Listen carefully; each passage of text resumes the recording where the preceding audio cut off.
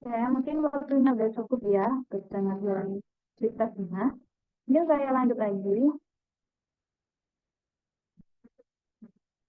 Nah, di sini saya ingin bertanya dulu kepada mahasiswa, apa sih itu strategi pembelajaran? Mungkin ada yang sudah pernah tahu, mungkin dari basicnya pendidikan, apa sih itu strategi pembelajaran ataupun strategi? Strategi itu coba,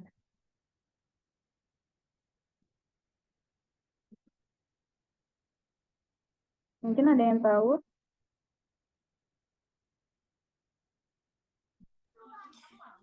Cara-cara efektif mungkin, Bu. cara efektif. Siapa dengan siapa tadi?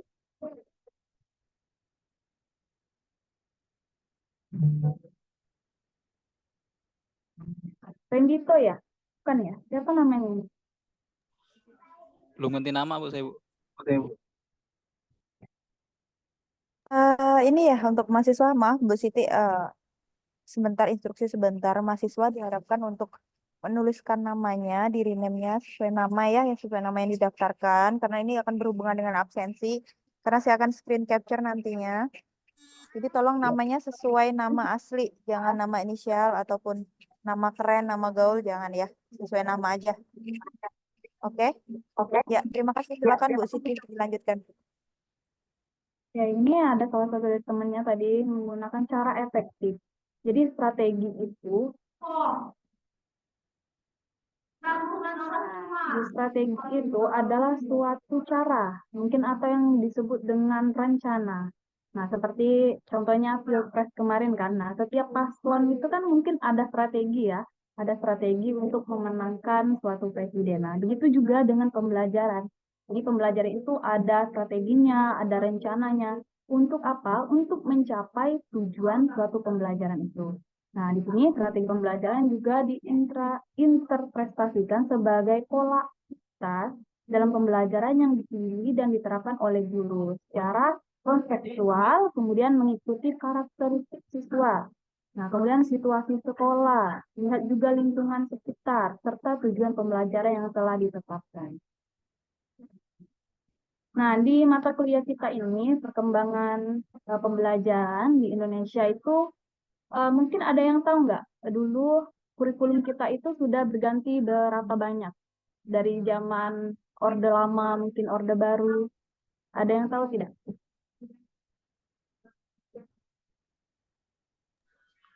Sekitar 3 atau 4, Bu, ya. 3 tempat. Jadi sebenarnya udah banyak ya, udah banyak pergantian kurikulum. Mungkin dari Orde Lama itu udah 3 kali pergantian, kemudian Orde Baru juga 4 kali pergantian. Dan mungkin saya juga belum lahir ya waktu itu. Dan kita akan membahas tentang perkembangan pembelajaran di Indonesia itu perubahan kurikulumnya dari masa reformasi aja. Nah, jadi di masa reformasi ini ada 4 pergantian, yaitu KBK, yaitu 2004, yaitu kurikulum berbasis kompetensi. Kemudian berkembang lagi menjadi KTSP, yaitu 2006, kurikulum tingkat satuan pelajar. Nah, dan yang kemarin itu ada namanya kurikulum 2013. Nah, dan yang sekarang yang lagi hit banget, yang lagi kita gunakan yaitu kurikulum Merdeka. Tapi kurikulum Merdeka ini masih diterapkan secara bertahap oleh Kemendikbud.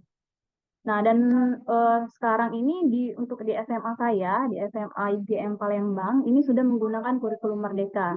Nanti saya akan di pertemuan selanjutnya saya akan share-share strategi yang terbaru yang biasanya digunakan untuk menerapkan kurikulum Merdeka di setiap pembelajaran. Nah, di sini ya, di sini KTSP 2006 ini siswa itu diberikan banyak materi melalui buku, buku ajar, kemudian itu diharapkan baca buku. Mungkin kalian sudah di sini umurnya sekitar umur berapa ya? 20-an atau 20? Sudah menemukan nggak, merasakan nggak waktu di pembelajaran dulu tuh gurunya hanya em, mengerjakan LKS ataupun lembar kerja peserta didik, gurunya hanya duduk aja di depan meja. Ada yang ngerasain nggak waktu sekolah dulu? Saya, Bu. Ya, Bu. Ya, ya, ngerasain ya. Nah, itu dulu menggunakan kurikulum KTSP 2006. Nah, kemudian berkembang lagi menjadi kurikulum 2013. Nah, di mana sebuah kurikulum nasional ini bertujuan untuk mengembangkan bakat siswa di bidang akademik. Jadi pada kurikulum ini guru dapat berfokus pada kemampuan akademik masing-masing siswa. Jadi 2013 ini ciri-cirinya itu mengamati, diskusi, mengasosiasi, ada evaluasi, gitu. Nah, kemudian kurikulum 2013 ini juga pernah direvisi, cuman tidak banyak perubahannya, dan sekarang berkembang ke kurikulum Merdeka yang dirintis oleh Menteri kita, Pak Nadiem ya.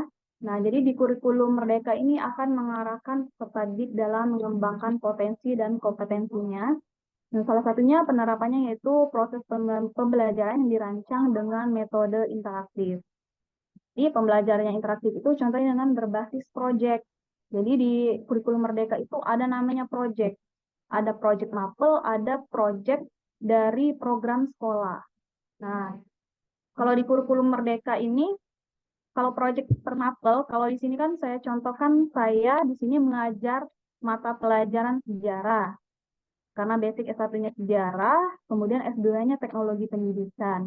Nah, jadi saya itu harus bagaimana membuat pembelajaran sejarah itu menjadi interaktif. Nah, itulah saya menggunakan media yang terbaru, yaitu sebuah virtual tour museum. Nah, ada yang pernah dengar nggak virtual tour museum? Atau VR, virtual reality? Sering Bu, sering. Sering ya kan? Nah, itu adalah media yang terbaru. Jadi, kita itu harus membuat pembelajaran itu menjadi lebih menyenangkan, interaktif. Jadi, virtual reality tour museum ini, jadi siswa itu merasakan bisa langsung masuk ke museum, melihat semua isi koleksi dari museum. Jadi, tidak hanya melihat gambar, koleksi-koleksinya, tidak. Jadi, harus bervariasi dan berinovasi di dalam kurikulum Merdeka ini. Dan juga keunggulan kurikulum Merdeka ini, guru itu harus lebih menekankan dan melihat bakat dan minat peserta didik. Jadi kita dalam pembelajaran juga harus menyiapkan media, contohnya media dan strategi pembelajaran itu yang sesuai dengan peserta didik. Jadi kita ada namanya analisis kebutuhan dulu. Contohnya misalnya di suatu kelas itu gaya pembelajaran atau strategi belajar peserta didik itu kan berbeda-beda. Mungkin ada yang misalnya hanya mendengar saja, mungkin ada yang senangnya menonton video. Kemudian ada yang mungkin hanya bergerak-gerak, dia senangnya belajar dengan cara bergerak. Nah, itu kita harus menentukan strategi yang sesuai dalam pembelajaran tersebut, sesuai dengan gaya belajar karakteristik dari peserta didik tersebut. Nah, ini ciri-ciri dari kurikulum Merdeka yaitu menekankan dengan minat bakat peserta didik. Kita harus menyesuaikan dari kesukaan atau kesenangan dari peserta didik. Nah, untuk mengetahui gaya belajar dan minat bakat peserta didik itu, kita melakukan tes diagnosis dulu. Melakukan tes diagnosis untuk mengetahui, gaya belajar peserta didik yang ini senangnya bergerak-gerak. Itu bisa digunakan dengan cara tadi, virtual tour, ataupun mungkin dia dalam pembelajaran bahasa Indonesia, mungkin bisa wawancara keluar kelas, ataupun bisa podcast, ataupun storytelling, gitu kan. Pokoknya yang menggunakan alat peraga, misalnya anak teknik misalnya kan, dari pembelajaran biologi bisa menggunakan alat peraga untuk praktikum, itu menggunakan kinestetik atau bergerak. Kemudian audiovisual ataupun visual juga peserta didik bisa menggunakan strategi pembelajar apa yang cocok dengan mereka, visual misalnya kan atau audio. Nah, itu kita menggunakan namanya podcast. Jadi kita menggunakan project misalnya menugaskan peserta didik itu untuk membuat suatu podcast tentang materi dalam pembelajaran. Nah, untuk di kurikulum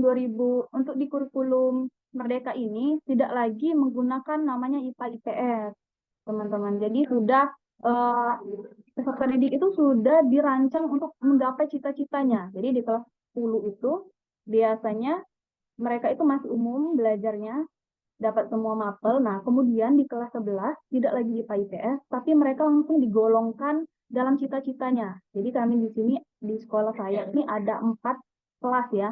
Jadi ada kelas ekonomi, kelas sosial, kelas kesehatan, kelas teknik. Jadi kelas kesehatan itu untuk siswa-siswa yang ingin jadi dokter, jadi bidan, jadi perawat, tentang kesehatan. Kemudian ada teknik, mungkin ada peserta didik menjadi seorang insinyur, teknik, gitu ya. Kemudian di ekonomi juga ada misalnya cita-citanya nanti di kuliah dia ingin masuk manajemen ataupun ekonomi akuntansi. Nah, itu dimasuk di kelas sosial. Dan kemudian di kelas ekonomi dan kemudian di kelas sosial juga bisa misalnya dia cita-citanya ingin menjadi apa ya, bisa advokat misalnya. Nah, itu misalnya mau masuk hukum. Nah, itu bisa masuk di kelas ekonomi. Jadi tidak lagi ada IPA IPS, langsung dijuruskan ya, untuk kurikulum Merdeka saat ini. Nah, kemudian tadi di kurikulum Merdeka ini ada project. Jadi setiap mapel harus mempunyai project dan hasil dari setiap akhir semester. Kemudian juga dari program sekolah juga ada project. Contohnya saya di sejarah. Sejarah itu harus mempunyai project. Misalnya apa? Miniatur mungkin. Dari setiap pelajaran mereka itu harus membuat suatu project apa, misalnya berupa 3D, boleh itu teknologi ataupun digital, boleh langsung membuat seperti bahannya langsung, misalnya miniatur. Miniatur ini bebas, mereka harus dimerdekakan dalam pembelajaran. Jadi project ini misalnya mereka ingin 3D miniatur apa namanya? Miniatur prasasti mungkin bisa di-3D-kan dengan digital. Ada juga yang mungkin saya membuat miniatur ini langsung dari lilin itu kan, misalnya dari langsung miniaturnya yang sudah jadi, itu bisa dimerdekakan. Nah, di sini tadi yang saya jelaskan pembelajaran berdiferensiasi. Jadi kurikulum Merdeka saat ini pembelajaran itu harus berdiferensiasi. Berdiferensiasi itu bagaimana sih? Ada yang pernah dengar nggak? Berdiferensiasi itu apa? Different. Belum. Bisa Belum ya? diulang? Berdiferensiasi atau berdifferent. Different itu kata different itu apa?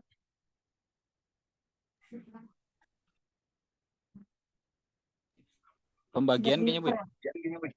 Apa? Pembagian berdasarkan kategori tertentu. Ya, tepat sekali. Muhammad Nur Basit ya, benar. Jadi di berdifferent itu dikategorikan ataupun berbeda-beda gitu kan. Jadi kita harus lebih banyak membahas kurikulum Merdeka ya, karena sekarang ini kita menggunakannya kurikulum Merdeka yang lagi dipakai oleh Kemendikbudristek ini. Jadi pembelajaran berdiferensiasi itu contohnya tadi, misalnya di dalam suatu kelas ada beberapa peserta didik yang gaya belajarnya berbeda-beda. Misalnya visual. Visual itu dia hanya melihat, misalnya auditory, misalnya mereka itu hanya ingin mendengar. Kemudian ada yang audiovisual, ingin mendengar sambil melihat. Kemudian juga ada yang kinestetik, yang bergerak-gerak tadi kan. Nah, jadi dalam pembelajaran kita juga harus menggunakan strategi yang tepat untuk dalam gaya belajar 4 ataupun 3 gaya belajar peserta didik dalam suatu kelas. Nah, jadi kita harus menggunakan beberapa strategi ataupun medianya juga. Kita harus menggunakan multimedia yang dapat mencakup memfasilitasi dari peserta-peserta didik ini. Jadi dalam pembelajaran itu di suatu kelas kita itu harus menggunakan beberapa. Jadi tidak hanya satu. Misalnya kita hanya menggunakan video aja. Jangan. Kita harus menggunakan misalnya video, ada juga podcast. Nah, itu peserta didiknya harus dikelompokkan dengan media-media yang sudah kita siapkan dengan gaya belajarnya masing-masing gitu. Nah, kita juga harus melihat minat siapan siswa agar tercapai peningkatan hasil belajar. Nah, kemudian tadi sudah saya jelaskan ada project based learning. Ini harus menggunakan project.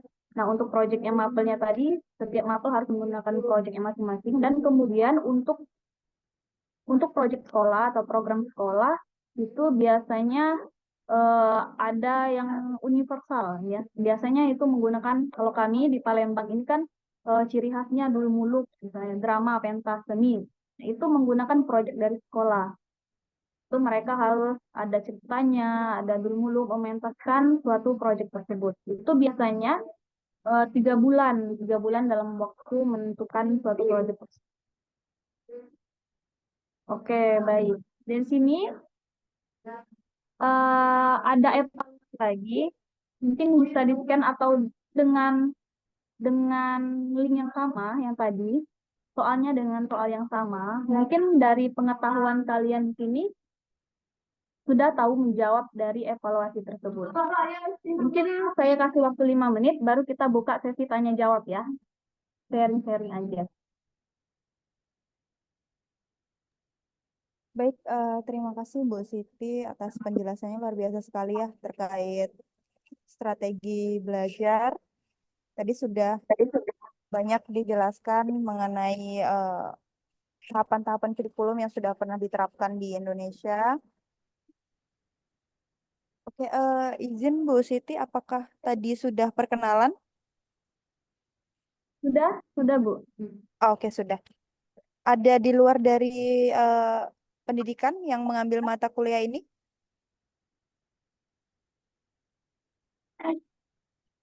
Oke, harapannya meskipun di luar dari pendidikan bisa mengikuti ya mata kuliah ini. Baik, Bu. Oke. Mas Randy itu dari jurusan apa, Mas? Psikologi, Bu. Oh, dari jurusan psikologi. Oh, masih ada nyambungnya lah ya dengan mata kuliah ini. Ada lagi selain Mas Randy itu dari di luar dari jurusan pendidikan? Saya, Bu. Nggak ada.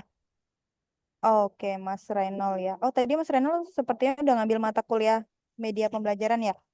Iya, Bu. Oke. Oke, silakan Bu Siti nanti dilanjutkan ya untuk sesi tanya jawabnya. Jangan lupa untuk mahasiswa, silakan mengisi daftar hadir. Udah saya share tadi linknya di chat room ya. Oke. Oke, terima kasih. Silakan Bu Siti. Ya baik, untuk mahasiswa, silakan yang ingin bertanya, mungkin di sini kita sharing aja ya untuk sama-sama belajar. Dan untuk pertemuan pertama ini, kita juga harus apa namanya ya? Kita juga membahas tentang RPS tadi. Nanti saya akan share RPS yang akan kita pelajarin satu semester ini. Silakan yang ingin bertanya.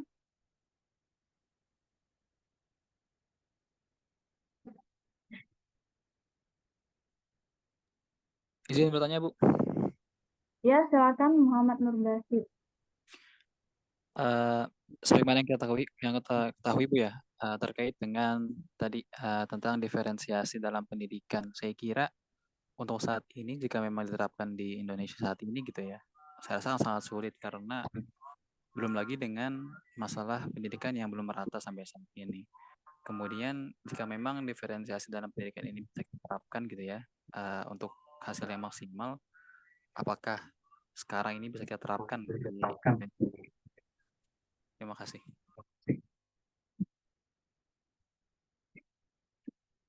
Iya, luar biasa sekali.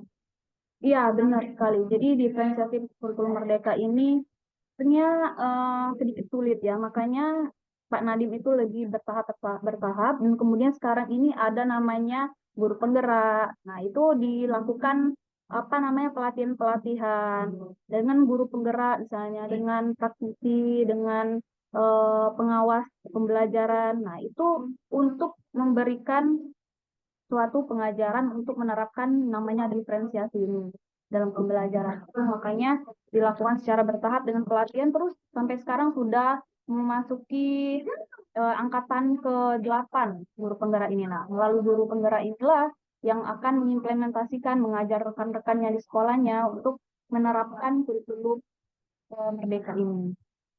Kemudian juga berdiferensiasi ini, teman-teman ya, bisa kita kondisikan dengan suatu kondisi sekolahnya. Misalnya kalau di sekolah saya ini lebih ke skill teknologi informatika. Nah, jadi apa namanya medianya, mungkin strateginya dalam pembelajaran itu disesuaikan dengan sekolah tersebut. Nah, jangan kita misalnya samakan dengan sekolah yang di kota, perkotaan itu digunakan misalnya strateginya ataupun medianya itu digunakan kepada sekolah-sekolah yang di daerah. Nah, itu kan tidak sesuai. Karena kita menggunakan virtual tadi. Nah, virtual yang saya buat itu mungkin tidak cocok untuk peserta didik yang di daerah. Mungkin peserta didik di daerah itu kan membutuhkan sinyal, membutuhkan alat. Nah, mungkin di daerah itu belum peralatannya belum memenuhi. Jadi kita harus mengkondisikan atau menyesuaikan tadi juga media-medianya. Nah, banyak sekali kurikulum merdeka ini yang berdiferensiasi ini. Misalnya kemarin juga saya pernah berkunjung ke SMP 5 yang ada di suatu daerah di Sumatera Selatan. Itu mungkin SMP-nya itu lagi agak pelosok ya, agak pelosok dan kemudian suatu wilayahnya itu rawa-rawa dan jadi di sekolah itu proyeknya itu biasanya menggunakan keadaan lingkungan.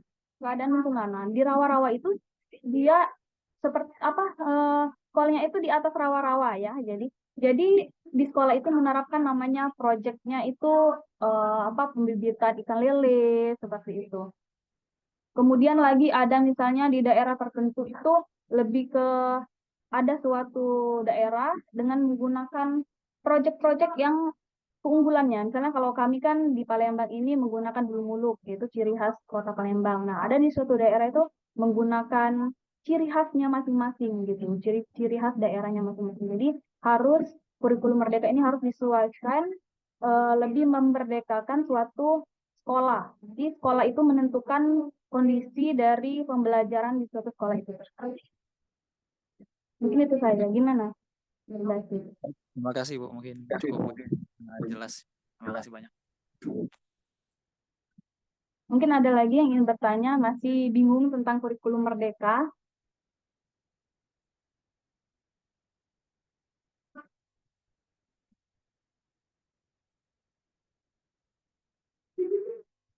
Ya, silakan. Ini ada Aisyah Dewi. Iya, Mbak Aisyah, silakan Bu, Mbak Aisyah. izin bertanya. Kan dalam kondisi yang seperti saat ini ya di kurikulum ini, apa strategi pembelajaran ekspository dapat efektif untuk diterapkan, Bu?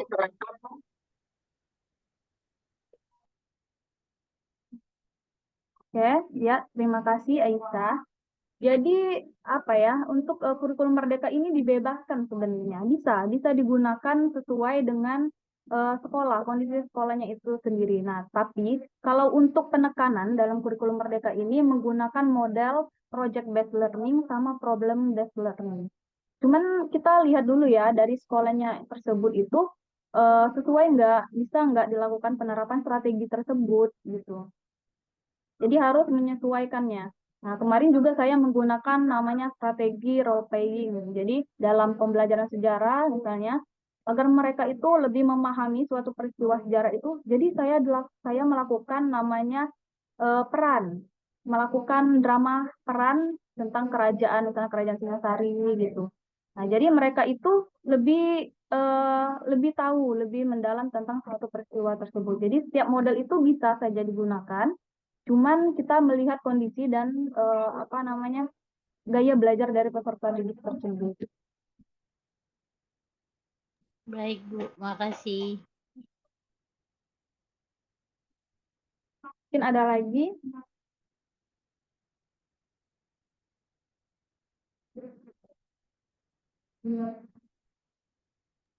Ada lagi yang ingin bertanya untuk mahasiswa?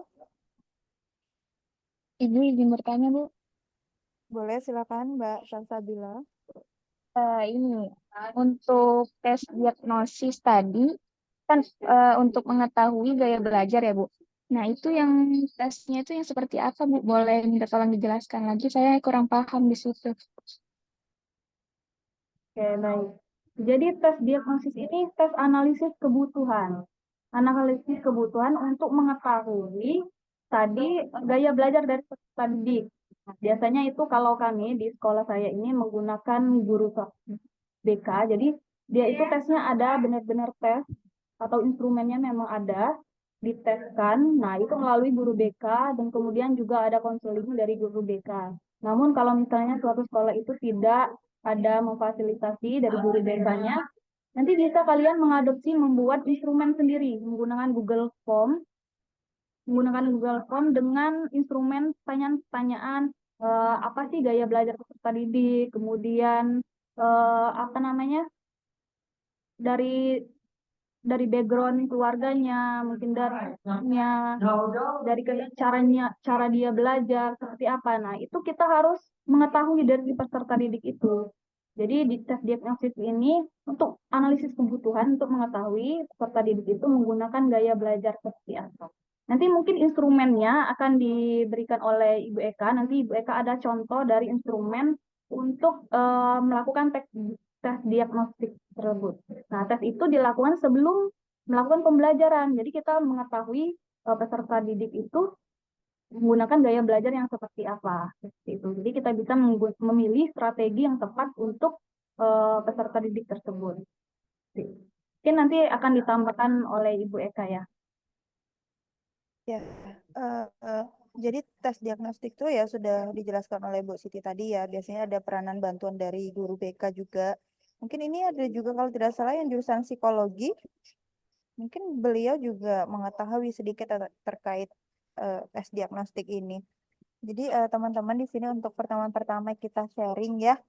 Gak apa-apa silakan kalau dari teman kalian di Zoom ini yang tadi dari psikologi ada mengetahui tentang tes diagnostik ini, nggak apa-apa disampaikan aja kita sharing di sini. Nah terkait misalkan kalian dari pihak sekolah tidak memfasilitasi, tapi kalian bisa menggunakan Google Form. Sebentar ya, saya share screen dulu. Contoh.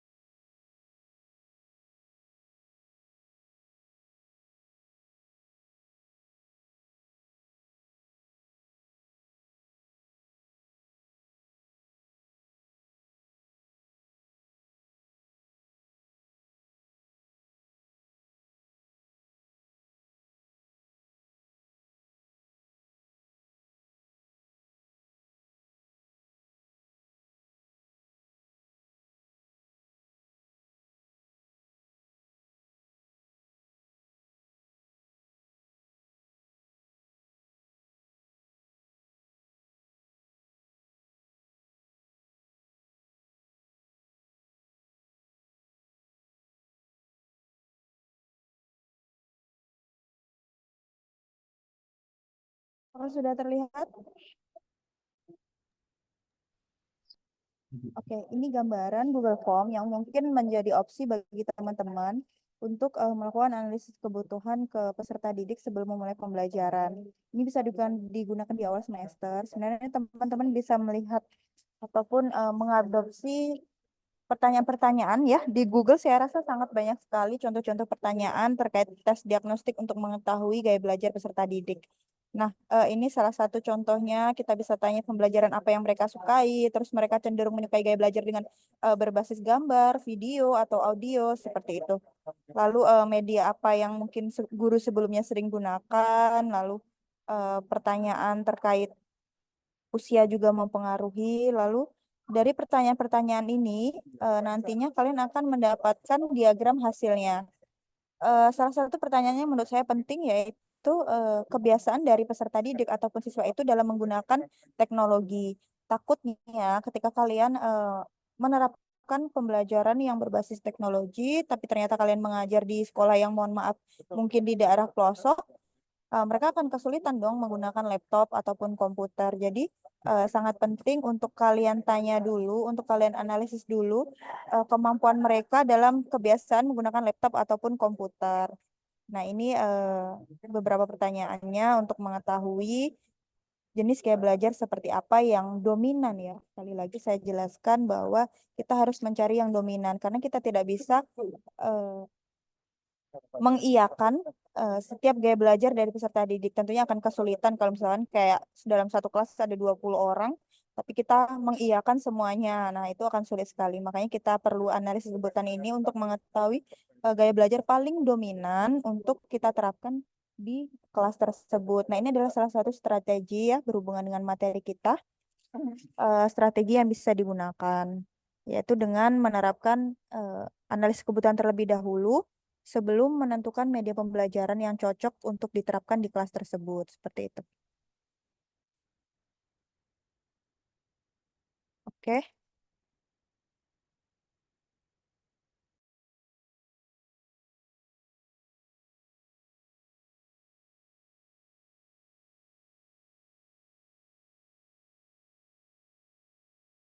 Oke, teman-teman, karena hari ini adalah pertemuan kuliah yang pertama, sebenarnya kita hanya membahas RPS, kemudian sekilas tentang materi. Tadi sudah dijelaskan oleh Ibu Siti Suwasti. Di sini teman-teman sudah mengisi daftar hadir semuanya. Saya boleh minta untuk on cam sebentar untuk saya screen Oke, Bu. capture karena sebagai laporan untuk ke pihak dekanat terkait perkuliahan hari ini. Silakan untuk on cam sebentar.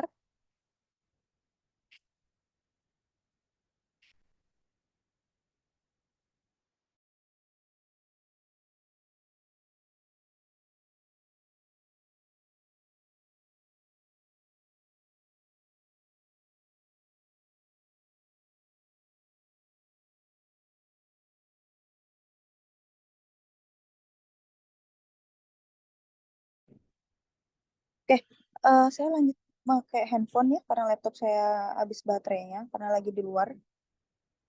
Bu Siti minta tolong untuk dibantu untuk screen capture, Bu. Bisa, Bu Siti? Oke, baik. Ya, baik, Bu. Oke, Oke, silakan. 1, 2, 3.